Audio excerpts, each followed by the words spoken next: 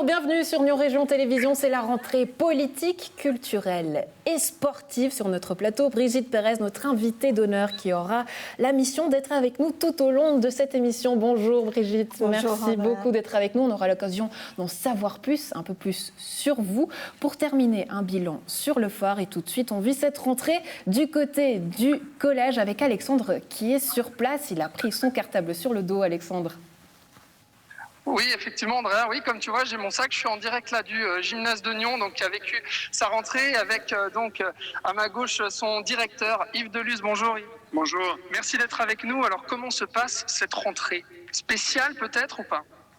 Écoutez, c'est bien passé. On a pu accueillir tous nos élèves de première année dès 8h du matin à Nyon et à Étoile. Spécial toujours parce qu'effectivement, on a ces conditions Covid. Donc tous les élèves et les maîtres sont masqués pour en tout cas 3 semaines. Et ensuite, on fera le point par rapport à la situation. Donc, elle a une saveur particulière par rapport à la rentrée de 2020. Est-ce que vous diriez plus ou moins stressante? Non, quand même moins stressante parce qu'on est fait en feu un peu par rapport à ces nouvelles conditions. Donc les élèves également s'y attendaient. Donc c'est pas une énorme surprise par rapport à ces conditions. On est obligé d'en parler, Yves Deluz. Il y a un sureffectif d'étudiants qui s'inscrivent au gymnase ici à Nyon. Sur 650 inscrits, vous n'avez pas pu tous les prendre ici au gymnase de Nyon. Il y en a qui ont été envoyés à Étoile, dans ce gymnase donc temporaire, et puis d'autres à Lausanne, à Renan, ce qui pose des soucis. Effectivement, on comprend pour certaines familles nyonnaises de devoir envoyer les étudiants ailleurs. Comment on en est arrivé à cette situation? Tout à fait. Alors, le contexte général, c'est effectivement une hausse constante des inscriptions dans les gymnases. Et sur l'ouest du canton, c'est vrai chez nous, mais également, ça touche l'ensemble du canton. Donc ça, c'est une situation qui est effectivement réelle depuis plusieurs années. Et on arrive aujourd'hui à une situation où la conférence des directrices et des directeurs de gymnase vaudois, effectivement, prend du temps pour que chaque gymnasien ait un temps de parcours qui soit raisonnable pour arriver à son gymnase. Et ce n'est pas nécessairement le gymnase le plus proche. Maintenant, le canton a investi pour répondre à cette hausse des effectifs.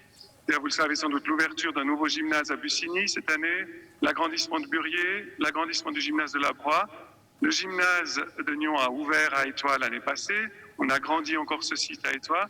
Donc finalement, l'objectif est atteint dans le sens où chaque gymnasienne, chaque gymnasien a une place dans un gymnase vaudois aujourd'hui. Alors, on voit bien que malgré toutes ces mesures, ce n'est pas suffisant, en tout cas pour une solution à court terme.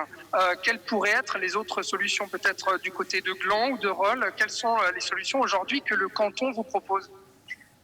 Nous, par rapport à Étoile, on sait aujourd'hui que les gymnasiens qui ont commencé à Étoile pourront finir leur gymnase à Étoile.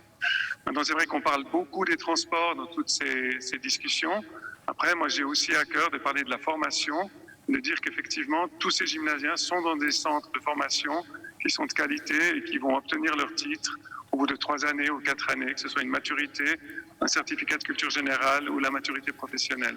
Bon, alors on voit déjà des gymnasiens, des gymnasiennes autour de nous là qui profitent de la pause déjeuner de midi. Alors nous enregistrons. Yves Deluz, on doit vous libérer puisque vous avez le conseil de direction et du pain sur la planche pour cet après-midi. Merci en tout cas d'avoir répondu à nos questions. Merci à vous. Merci. Merci. Et puis voilà, donc Andrea, comme je t'ai dit, moi j'ai mon sac. Je vais essayer d'aller faire un petit tour à la cafette pour me prendre un sandwich. À plus tard. Ouais, tout Alexandre. Alors je sais même, parce que tu me le confiais tout à l'heure, que des sandwichs, il n'y en avait plus à cette heure-ci, à l'heure où on tourne. Donc c'est-à-dire que 13h, rupture de stock de sandwichs. Donc si tu en trouves un peu plus tard, je te propose que tu nous l'amènes ou que tu me montres à quoi ça ressemble ce sandwich. Bon, on va croquer un petit peu dans le vif du sujet avec vous, Brigitte Pérez, puisque vous êtes la présidente du Nyon Basket Féminin. Forcément, c'est la rentrée. Du côté, tout d'abord, du club, un nouveau coach. Mais j'ai envie de parler un petit peu de vous, puisque c'est pour ça que vous êtes là. Cette rentrée, le collège, vous avez forcément une idée à vous faire là-dessus. Je sais que vous avez été au collège à Maran aussi. Vous êtes passé par l'école de Maran. Est-ce que vous avez un beau souvenir comme ça à nous confier ? Moi, j'ai des très bons souvenirs à l'école. C'était plutôt à l'aise à l'école, donc j'avais des bons souvenirs. C'était très, très sympa. Je suis rentrée au collège de Maran dans début des années 70. Il venait d'être construit jusqu'en 76. On a vécu aussi la construction d'un étage supplémentaire parce qu'il y avait déjà des problèmes d'effectifs à l'époque. Il avait déjà été conçu trop petit et donc ils avaient dû rajouter un étage supplémentaire qui, malheureusement, ça avait conduit à un feu un jour, donc on n'a pas eu école. C'était toujours assez sympa. Voilà, la bonne anecdote pour avoir du feu comme ça, pas de cours pour personne, puisque c'est vrai que l'école, vous avez aussi eu la suite avec vos enfants, puisque vous avez 2 enfants avec 16 mois de différence. Est-ce que là, vous voyez qu'il y a du changement, parce que vous vivez à Nyon, vous suivez aussi tous ces jeunes aujourd'hui, aussi dû par le fait du club. Est-ce que l'école, elle a changé ? L'école a changé, les horaires ont changé, ça devient de plus en plus difficile de pouvoir concilier une activité sportive avec les études, parce que souvent les jeunes vont maintenant jusqu'à 18h passer à l'école, et puis nous on a des entraînements qui doivent commencer à 17h30 pour une utilisation optimum des salles. Donc oui, on voit l'école a changé, il y en a de plus en plus, donc c'est aussi un défi aussi pour nous de s'adapter. Ouais, de s'adapter, parce que c'est-à-dire quel type d'enfant est-ce que vous étiez ? Vous étiez le genre d'enfant qui était stressé avant sa rentrée, sans dormir, ou comment non, pas du tout. D'abord, je ne suis pas stressée dans la vie, donc non, je ne l'étais pas non plus à l'école. Je crois que mes enfants, pas spécialement non plus, mon fils peut-être un peu plus. Mais... C'est vrai que c'est quelque chose qu'on ressent, surtout en préparant cette interview. Vous êtes quelqu'un de très réfléchi, vous prenez le temps de la réflexion. Après 35 ans à l'Office cantonal des véhicules à Genève, vous avez choisi de prendre une retraite anticipée. Donc cette rentrée est un petit peu particulière pour vous, Brigitte. Pourquoi cette retraite anticipée ? Cette retraite anticipée parce que je pense que j'ai donné tout ce que je pouvais à mon activité professionnelle, et puis je pensais que c'était le temps de tourner la page. J'ai des occupations aussi très prenantes en dehors dans ma vie privée, donc notamment pour le basket. J'avais envie d'y consacrer un petit peu plus de temps, puis de prendre aussi un petit peu de temps pour moi. Ouais, ce temps, il arrivait comment ? C'est-à-dire en pleine réflexion avec le Covid. Je sais que beaucoup de gens ont eu envie de changer. Est-ce que cette réflexion, elle s'est faite là ? Ou voilà, vous êtes vraiment une femme de réflexion et ça, vous saviez que ça allait être comme ça ? Non, je savais que ça allait être comme ça. Ça fait plusieurs années que j'avais réfléchi quand est-ce que je voulais prendre ma retraite. Est-ce que c'était 2020, 2021, 2022 ? Voilà. Mais à un moment donné, j'ai dit stop. Ouais. Vous dites stop, mais pas à tout, puisque vous vous lancez de nouveaux défis, notamment en politique, puisque vous avez été élu en mars au Conseil communal. Vous rejoignez le rang du PLR. Oui, tout à fait, parce que je pense que c'est important. Je vis à Nyon depuis très longtemps, enfin presque. J'ai fait toute ma scolarité, mon enfance à Nyon, et je trouve que c'est important de pouvoir s'investir dans sa ville. C'est une ville agréable, il faut vraiment qu'on puisse continuer à la développer, et puis à faire en sorte aussi que les activités sportives soient mieux reconnues, même si on a beaucoup de chance à Nyon avec un service des sports qui est très actif. Mais c'est important aussi qu'on puisse développer encore l'activité sportive, et notamment le complexe sportif de Collovray qui me tient à cœur. Ouais, des objectifs aussi féminins, le complexe sportif de Collovray, vous le dites. Pourquoi avoir choisi le PLR du coup ? C'est vrai qu'on pourrait se dire, a priori, c'est plutôt le PS. Parce que déjà, je viens d'une famille, mon père était indépendant, il avait une entreprise. Je suis aussi très attentive à ce que vivent les entrepreneurs, la difficulté de se développer dans un monde qui devient de plus en plus difficile. Et il faut toujours rester à la pointe. Et je pense que c'est des gens qui méritent d'être aidés. Mais pour qu'on comprenne bien le choix, alors j'entends que vous êtes une femme active, vous avez toujours voulu faire plus pour votre région, puisque vous y tenez, mais le fait de... On pourrait se dire, hein, Brigitte Pérez est présidente d'Union Basket Féminin et pourtant aujourd'hui elle choisit de se consacrer au conseil. Est-ce que ça veut dire que le fait d'être juste simplement présidente d'Union Basket Féminin, c'est pas suffisant pour faire bouger les choses du côté sportif notamment ? Non, je pense que c'est pas suffisant pour faire bouger les choses. Il faut que politiquement les sportifs s'engagent plus. On le voit, je pense qu'au niveau culturel, ils se sont investis aussi, ils ont des bons réseaux au niveau politique et je pense que c'est important que les sportifs s'engagent davantage dans la vie politique. Ouais, c'est étonnant hein, parce que c'est vrai que quand on fait du sport, cet aspect-là de la politique, on n'a pas du tout envie de s'y pencher. Si on fait du sport, c'est avant tout pour se défouler, avoir d'autres compléments. Vous y pensiez justement tout au long de votre carrière de présidente ? Oui, moi j'étais à bonne école parce que ma maman était très impliquée dans la vie sportive et puis après elle s'est aussi impliquée dans la vie politique. Et je crois que c'est important, oui, qu'on puisse s'investir et puis essayer de faire changer les choses aussi au niveau des politiques, du conseil et qu'on puisse voter des dispositions qui aident les sportifs. C'est vrai que vos parents sont là à l'origine du club d'Union Basket. C'est grâce à eux aussi que quelque part ce club a pu naître. C'est avec eux qu'il est né. Qu'est-ce qui vous reste au fait de ce modèle-là de vos parents ? Je pense à un investissement pour les autres, une passion pour un sport et puis développer le basket pour les jeunes, pour tout l'esprit que ça peut apporter. Moi, ça m'a beaucoup apporté aussi dans ma vie professionnelle. D'avoir joué dans un sport collectif et je pense que ça apporte aux jeunes et que c'est important actuellement aussi qu'on leur offre cette possibilité-là. Et s'il n'y a pas de gens qui s'investissent, eh bien, on ne pourra pas non plus continuer à maintenir des équipes à tous les niveaux. Rassurez-nous, le fait d'être présidente aujourd'hui, vous souhaitez quand même le rester ? Bien sûr, je souhaite le rester. Je pense, alors pas à vie. Hein. J'espère que je susciterai d'autres vocations et que d'autres personnes s'investiront après moi pour ce club. Ouais, est-ce que ça veut dire que justement, peut-être les joueurs n'ont pas envie de prendre cette responsabilité-là parce qu'ils ont envie aussi de se concentrer avant tout à jouer, on peut les comprendre, et que le fait d'être présidente, ça ne tente pas plus que tant ? Alors, je pense que c'est vrai qu'actuellement, au niveau pour jouer en Ligue nationale A, c'est beaucoup d'investissement, c'est au minimum 4 à 5 entraînements par semaine, plus les matchs, avec aussi toute une préparation à côté. Donc, c'est vrai que c'est trop d'investissement, je pense, que pour qu'ils puissent après, en même temps, avoir une place dans un comité. Mais j'espère que ça suffit. Ils retourneront, si vous voulez, ils rendront au club ce qu'ils ont reçu. Pour moi, c'est aussi important qu'on arrive aussi à ce que par la suite, les jeunes qu'on a formés, quand ils arrêtent l'activité, puissent aussi peut-être rendre au club, soit en devenant entraîneur, soit bénévole, soit dans le comité. Il y a toujours des tâches à faire et on est toujours à la recherche de personnes qui peuvent donner un coup de main. C'est-à-dire que le club en lui-même a une vocation aussi de formation, de ne pas seulement utiliser ces jeunes en tant que joueurs, mais de leur trouver une suite, de les intégrer ensuite dans la société. De toute façon, je pense que le sport a une vocation d'intégration des jeunes dans la société. Ça apprend à vivre ensemble, ça apprend une certaine endurance, une humilité. Il faut savoir perdre, tout n'est pas toujours rose sur un terrain. Donc, je pense que c'est une bonne école. Une bonne école de vie.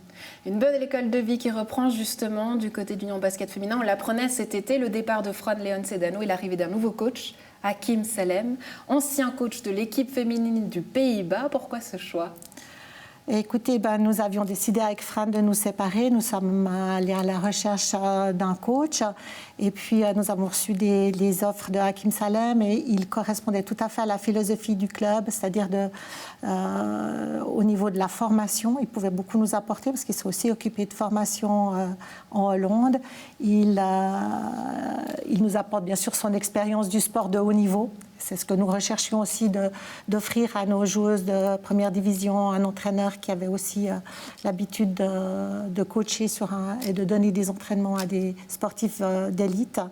Et puis, il intégrait bien notre philosophie, justement, d'être très présent pour les joueuses suisses, de développer les joueuses suisses et d'intégrer nos deux professionnels, mais en mettant l'accent sur nos joueuses suisses. Et il nous a conquis par son aspect aussi humain très important. Ouais, c'est vrai qu'en vous entendant, on a souvent l'idée que la formation, c'est quelque chose de très important pour vous, une valeur en tout cas à laquelle vous croyez, à tel point que, et là on va s'éloigner un petit peu du sujet, mais on y revient parce que c'est la rentrée des classes et tout ça, ça a un lien avec vous. C'est pour prouver que justement tout est un peu lié, cette formation. C'est que depuis 2008, vous avez accepté d'aider une amie qui a une association notamment en Afghanistan, où là, vous créez des écoles. Oui, bien sûr, parce que je pense que l'avenir, c'est quand même la base, c'est la formation, c'est de donner à chacun la possibilité d'acquérir des connaissances. Et donc, cet ami a créé l'association Naikala, qui œuvre pour justement développer des écoles en Afghanistan sur des hauts plateaux à 2800 mètres d'altitude qui sont peu accessibles et pour offrir aux filles et aux garçons la possibilité de suivre une école de qualité dans des conditions acceptables et pas dehors en plein soleil ou au vent, enfin où ils sont protégés. Et puis aussi de développer des écoles enfantines. Oui, alors c'est Taïba Rahim qui habite à Douy. J'espère qu'on aura l'occasion de la recevoir ici sur ce plateau. J'espère, ça serait vraiment bien. C'est vrai qu'on a vu des images qui étaient horribles de l'Afghanistan. Elle, où est-ce qu'elle est? Est-ce qu'elle a pu revenir? Oui, elle est revenue ce week-end. Est-ce que vous avez pu échanger depuis? Nous n'avons encore pas échangé, mais en tout cas, elle est de retour en Suisse, ce qui était aussi un soulagement pour nous. Ouais. Puis on va voir comment on va pouvoir poursuivre l'aide que l'on peut apporter à toutes ces familles qui ont des enfants qui vont à l'école, et il faut qu'on puisse poursuivre l'action en Afghanistan, c'est très important. Ouais. C'est vrai que c'est une question qu'on se pose tous aujourd'hui. Finalement, qu'est-ce qu'on peut faire? Quelle est notre marge de manœuvre?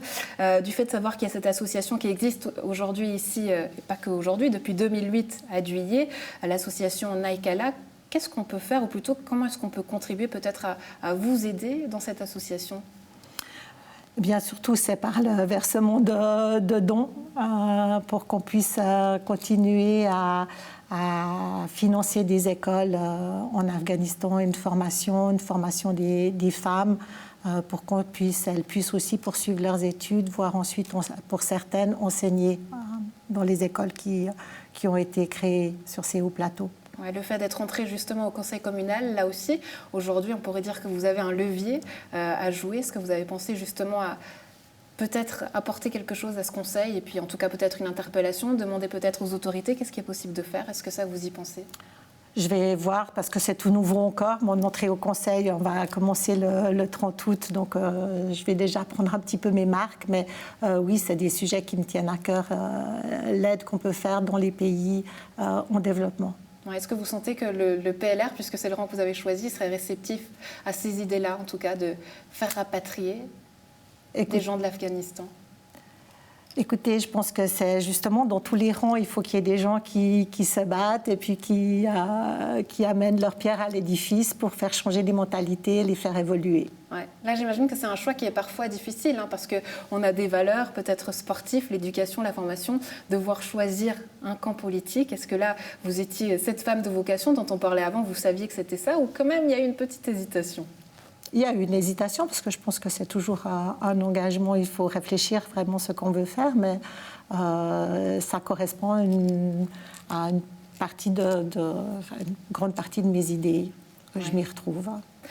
Pour terminer, ou plutôt, parce qu'on a le petit creux, je ne sais pas si Alexandre, lui, il a pu récupérer son sandwich, mais en tout cas, une bonne solution, c'est d'aller au marché de Nyon. J'imagine, je vois Alexandre tout là, il est dans les arbres. Alexandre, est-ce que tu m'entends par hasard? Oui, absolument, je t'entends. Sandwich du côté du gymnase de Nyon. Moi, je flânais juste devant l'entrée. Et j'écoutais tout ce que vous disiez qui était passionnant. Voilà, mais pas de nouvelles de mon sandwich, je suis désolé. Ouais, je vois, tu as mauvaise mine. Là, tu es tout blanc. Je ne sais pas ce que vous en pensez, Brigitte, mais là, quand on a un jeune comme ça, qu'est-ce qu'on peut lui dire en tant que coach? Je suis au soleil, ça va. Oui, qu'il n'y a pas que les sandwichs, qu'il faut penser à une alimentation saine. Ouais, donc le grand sportif que vous nous avez vendu, Alexandre, c'est pas tout à fait ça. L'alimentation saine, il faudra que tu saches que ça passe pas par le sandwich. En tout cas, pas tous les jours. Pas tous les jours. Peut-être que je me mette au basket, c'est peut-être ça. C'est peut-être ça. Bon, avec plaisir. C'est ça, au basket. En tout cas, tu sauras où trouver la coach. Alexandre, demain, où est-ce qu'on te trouve? Je crois que c'est musique pour demain. Oui, absolument. Ouais. On va apprendre à accorder un piano et puis peut-être à jouer un peu de piano aux variations musicales de Tanet, parce que le festival a lieu cette semaine. Et puis on ira y faire un tour demain. Alors, je me réjouis d'entendre, savoir si tu as la note, l'oreille musicale ou pas. J'ai quelques doutes. À mon avis, il faudra plus qu'un sandwich. En tout cas, une chose est sûre, préparez vos paniers puisque dès le 28 août au centre-ville de Nyon, le marché vous convie pour une fête qui célèbre la nouvelle mouture de l'événement. La semaine dernière, la SIC et la ville de Nyon ont signé une convention, nous y étions. Cette convention vient d'être signée, qu'est-ce que ça représente pour la SIC ? Une très grande étape, une nouvelle étape justement qui met encore plus en exergue la collaboration entre la ville de Nyon et puis la SIC. Et puis c'est comme un beau projet en fait, je pense pour tout le monde, la population, la SIC, la ville de Nyon et les exposants du marché du samedi matin. Pourquoi est-ce que c'est la SIC qui a été choisie ? On sait qu'il y a aussi l'association de Rive qui est dans le coin. Pourquoi la SIC ? Bon, alors on collabore très bien avec l'association de Rive aussi. La SIC et l'association de Rive collaborent sur leurs différents événements. Je dirais que la SIC était plus présente au centre-ville et pour la municipalité, elle représente l'interlocuteur principal de l'économie et des commerçants nyonnais. C'est pour ça qu'il lui tenait à cœur que ce soit elle, la SIC, qui s'implique là-dedans. Ça veut dire que la SIC s'engage à remplir les missions que la municipalité lui a confiées. Donc c'est un vrai engagement signé avec des missions qui sont clairement édictées. Pour nous, c'est important aussi parce que, comme l'a rappelé le syndic précédemment, on souhaite réellement que la SIC se professionnalise et devienne un acteur incontournable de l'économie nyonnaise, comme elle l'est déjà, mais qu'elle monte réellement en puissance. Un mandat que vous avez choisi d'accepter, c'est ce que vous avez expliqué durant la conférence de presse. Oui. Pourquoi ? Parce que justement, donc, le marché était déjà existant, donc on ne fait que l'agrandir et comme on l'a bien expliqué dans notre discours, ce n'est pas une révolution, donc ça ne va pas être un nouveau marché en fait, qui va changer, c'est plutôt en fait évoluer dans ce qui est déjà fait avec un peu plus d'exposants qui sont actuellement en fait, dans le pipeline. Ouais, je vais être un peu provocante, mais c'est voulu. Est-ce que c'est une façon pour vous de finalement professionnaliser la SIC et de gagner de l'argent ? On n'en gagne pas beaucoup. Question en fait intéressante, mais en fait tout ce que la ville va nous donner durant le mandat va être remis à des personnes qui vont travailler pour nous. Parce que comme vous le savez, nous sommes des commerçants, donc on ne peut pas venir tous les samedis matins s'occuper du marché. Donc on a demandé à des gens que nous connaissons d'être mandatés, et ça permettra de pouvoir en fait avoir quelque chose de professionnalisé, mais sans pour autant être quelqu'un d'engagé à 100%. C'est-à-dire concrètement cette convention, qu'est-ce qu'aujourd'hui elle ratifie ? Elle ratifie justement donc, que nous prenons en charge la partie opérationnelle et la partie logistique du marché, donc ce qui fait pas mal de travail. On sera donc également en charge de mettre en place la signalétique tous les matins, s'assurer que tous les exposants, les nouveaux comme les fixes, puissent avoir en fait leur endroit et que tout ça est préparé pour eux. Et puis après, donc, vu qu'on aura un peu de temps dans la journée, on va ouvrir un bar, on va être à la buvette. Ça veut dire qu'il y a un vrai partenariat qui s'engage entre la ville de Nyon, la municipalité et la SIC pour gérer ce marché de manière conjointe, de manière mutuelle, en mutualisant les efforts, les bonnes idées et aussi la présence sur place le samedi matin. Donc on compte beaucoup sur la SIC pour gérer tout ce qui est opérationnel le samedi sur place. Ils auront pour mission de faire monter des nouvelles idées, de faire évoluer ce marché pour essayer d'en augmenter encore la convivialité, la fréquentation pour les Nyonnaises et les Nyonnais. Alors cette convivialité, elle débutera le 28 août avec une fête, des nouveautés. Est-ce que vous pouvez nous en citer quelques-unes ? Oui, alors dès le 28 août, on pourra trouver 2 food trucks sur la place Bel-Air. On a environ entre 7 et 8 food trucks qui se relayeront chaque semaine, mais qui pourront offrir une offre de nourriture justement à la population. On aura également une buvette sur la place Bel-Air qui permettra de se désaltérer, de prendre un café ou de prendre même l'apéro un peu plus tard dans la matinée. On a une dizaine de stands supplémentaires, de nouveaux producteurs, de nouveaux exposants qui viendront au marché de Nyon, dont notamment 2 stands consacrés à l'artisanat local, avec des artisans ou des créateurs de la région qui viendront présenter leurs produits. Donc voilà, ça fait partie des nouveautés, avec aussi également un concept d'animation qui est en train de se mettre en place, avec, on espère, pas forcément chaque samedi, mais le plus de samedis possible durant l'année, certaines animations qui permettront aussi aux petits et aux grands d'avoir du plaisir en dehors même du marché et de l'achat de fruits et légumes et de produits. On termine avec le phare, le Festival des Arts Vivants vient tout juste de boucler sa 6e édition de Commun Singulier, une version revisitée du festival mutée en fabrique des arts vivants et avec des rendez-vous culturels repensés et Covid-compatibles. Véronique Ferrero-Delacoste, bonjour. Bonjour. Merci beaucoup d'être avec nous. Vous êtes la directrice du phare, une 6e édition bouclée, mais est-ce que le public était au rendez-vous ?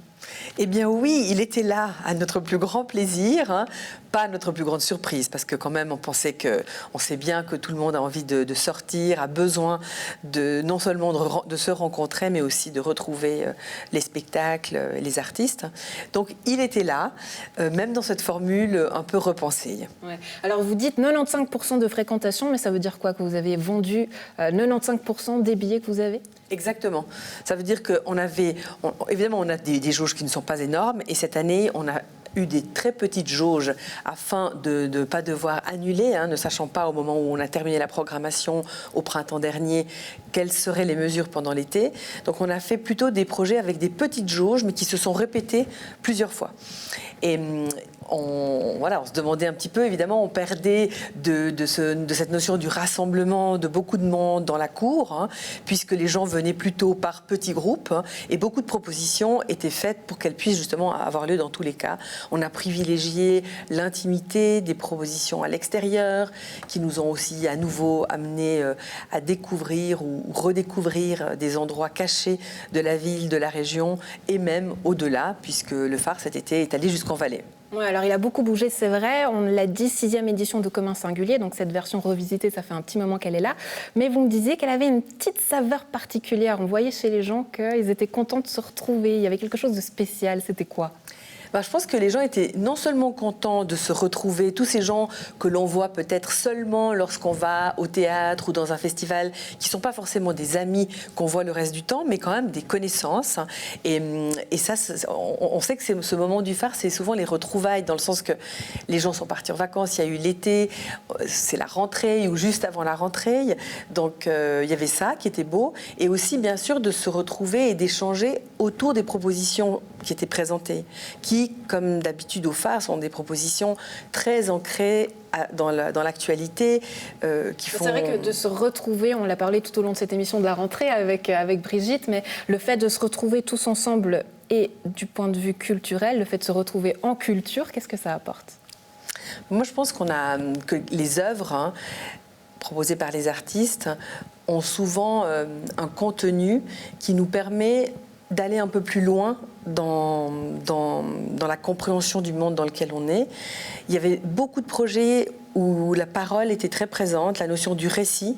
Et je pense qu'on a besoin de ça pour régénérer nos imaginaires, pour pouvoir se projeter peut-être un peu plus sereinement dans le futur.